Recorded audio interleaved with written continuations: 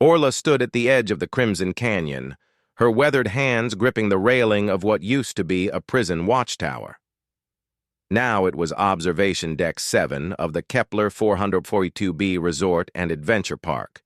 She watched as another shuttle descended through the sulfuric clouds, carrying the latest batch of tourists eager to experience what the Galactic Council had once deemed uninhabitable even by the most resilient species. "Another full load," Adam called from behind her, his voice crackling through the comm unit. "That's the third one today. We're going to need to expand the lava rafting course." Orla smiled, remembering the day they'd arrived on this world. The Valtorian judge had pronounced the sentence with all four of his eyes gleaming with sadistic satisfaction. "For the crime of unauthorized colonization, you humans shall be exiled to Kepler 442b, a world of eternal storms, caustic rain, gravity twice your homeworld standard, and temperatures that would boil most carbon-based life. May your suffering serve as a warning to others." The courtroom had erupted in approval from the assembled species.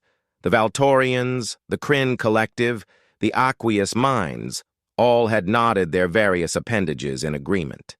Humanity had grown too fast, spread too far. This would teach them humility. That was 15 years ago. Adam climbed the tower stairs, his augmented legs handling the double gravity with ease. Most of the first generation had gotten the enhancements within the first year. It wasn't mandatory, but when you spent your days hauling equipment through 2G, you adapted quickly. "Remember when we thought we'd die here?" Orla asked, not turning from the view. "Die? I thought we'd last maybe 3 weeks. Adam joined her at the railing, watching a group of Kryn tourists being fitted for heat-resistant suits. "Turns out spite is one hell of a survival mechanism." The first year had been brutal. The initial population of 3,000 convicts, political prisoners, colonization rights activists, and undesirables had been dumped on the northern plateau with minimal supplies. The Galactic Council expected them to perish within months, a cautionary tale broadcast across civilized space. Instead, humanity did what it always did. It got creative. The caustic rain, they built collection systems and discovered its chemical composition made an excellent industrial solvent. Within 6 months, they were producing materials stronger than anything the Valtorians manufactured. The extreme gravity? It turned out humans adapted to it faster than any species on record, and children born here grew up with bone density that made them practically unbreakable. The eternal storms, unlimited geothermal and wind energy. By year 3, they weren't just surviving, they were thriving. Orla remembered the day the first tourist ship appeared, a Valtorian science vessel authorized by the Council to document humanity's extinction.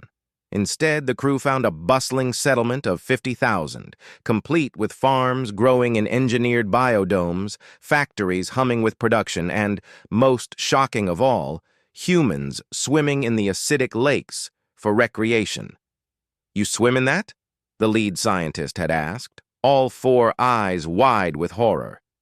"Sure," Orla had replied, fresh out of the water with nothing but minor skin irritation. "You build up a tolerance. Plus, it's great for the complexion." The report the Valtorians filed was dismissed as falsified, so the Council sent another ship, then another. Each time, they found humans not just surviving but actually enjoying themselves. Videos of colonists surfing lava flows, base jumping into storm systems, and wrestling the local megafauna went viral across the galactic network. That's when Adam had the idea. "If they're so fascinated by watching us," he'd said during a town hall meeting, "why not charge admission?" The proposal was initially laughed at. Who would pay to visit a Hellworld? But Adam had been a marketing executive before his exile, and he understood the galactic psyche. Across the universe, species lived comfortable, safe, regulated lives. They craved danger, but danger at a distance. Humanity could provide that. Within a year, Hellworld Tours was operational. The brochure Adam designed became legendary, glossy photos of humans doing activities that would kill most species, with taglines like "Experience death-defying adventure" and "Witness the indomitable human spirit." The piece de resistance was the image of Orla, grinning while standing waist-deep in an acidic lake, giving a thumbs up. The Galactic Council tried to shut it down, citing ethics violations and safety concerns, but they'd already declared Kepler 442b outside their jurisdiction. Punishment planets had no legal protections. Humanity had turned their prison into a sovereign territory. Now, the planet supported a population of 2 million and growing. The tourism industry alone generated enough revenue to fund expansion to 3 neighboring systems. The factories produced high-end materials for galactic markets, and the children born here, adapted to extreme conditions, were being recruited as elite security personnel across civilized space. A Valtorian couple approached the observation deck, their environmental suits making them waddle comically in the heavy gravity. Orla greeted them with practiced enthusiasm. "Welcome to Observation Deck 7. On your left, you'll see the sulfur geysers, erupting approximately every 90 seconds. Straight ahead is Acid Lake Prime, where our afternoon swimming exhibition will take place. And if you look to the right, you'll see our extreme weather facility, where storms are currently at Category 6. Perfect viewing conditions." The female Valtorian's translator rendered her awe. "This is... You actually live here? By choice?" "Born here," Orla said proudly. "Wouldn't want to be anywhere else." As the tourists moved along, Adam pulled up the quarterly reports on his datapad. Revenue's up 40%. The new volcanic spa is booked solid for the next 2 years. And get this, the Aqueous Mines want to open an embassy here. An embassy? On a hell world? They say, and I quote, "If humans can thrive in such conditions, we must understand their psychological resilience for diplomatic purposes." Adam grinned.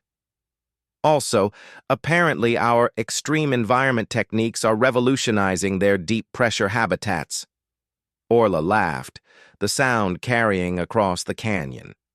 Below, a group of human guides led tourists on a hike across the lava fields, their practiced steps confident on the treacherous terrain. In the distance, the lights of New Haven City glittered through the sulfuric haze, a monument to human stubbornness. "You know what the best part is?" Orla said. "The council meant this as punishment. They wanted to break us, to make an example of us. And instead, we sent them a brochure." Adam raised an imaginary glass. "To humanity, too stupid to know when we're beaten, too stubborn to care." Orla clinked her water bottle against his. "And too profitable to ignore." As the twin suns set over the Hellworld, painting the toxic clouds in shades of orange and purple, another shuttle appeared on the horizon. More tourists, more revenue, more proof that humanity's greatest strength wasn't technology or intelligence. It was the sheer, bloody-minded refusal to accept that anything was impossible. The Galactic Council had tried to exile humanity to oblivion. Instead, they'd given them beachfront property on the most exclusive resort in the galaxy.